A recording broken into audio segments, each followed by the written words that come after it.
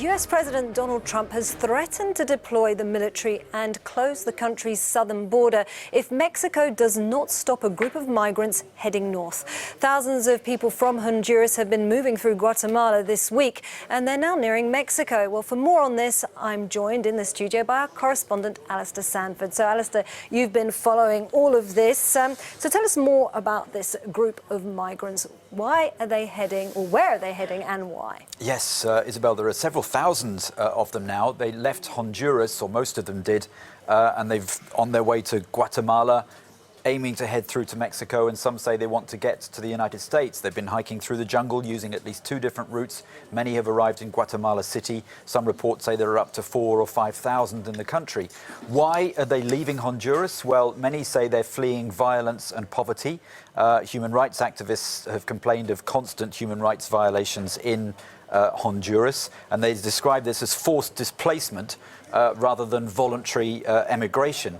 Now, if they keep on going, they could reach the US border in the next few weeks, right as the midterm elections are happening. Now, this, of course, is red meat to Donald Trump, and predictably he's been talking about it. Speaking at a campaign rally in Montana, he lashed out at Democrats, he lashed out at Central American leaders and at migrants themselves, with references we've heard before to criminals and drugs entering the country. Familiar rhetoric, but there are tensions in the White House, and there are reports of a huge bust-up between 2 of Donald Trump's most senior advisors. So what is Donald Trump preparing to do about this?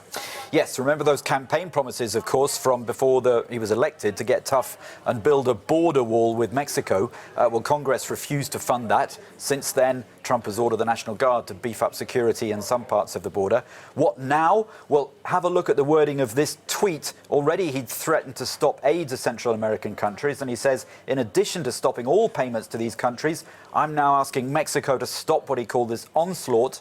If not, he's prepared to call up the US military and close our southern border. Well, how serious is this? The border is one of the busiest in the world. As for deploying the military, well, the Pentagon says it's had no request for help.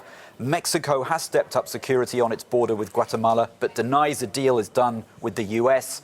Mike Pompeo is due in Mexico City today. Mexico has asked for help from the UN Refugee Agency. The Central American governments are dismissing Trump's threats on the aid front, and they say that Trump is certainly to blame for this because he's backed the Honduran government, which was elected in controversial circumstances last year.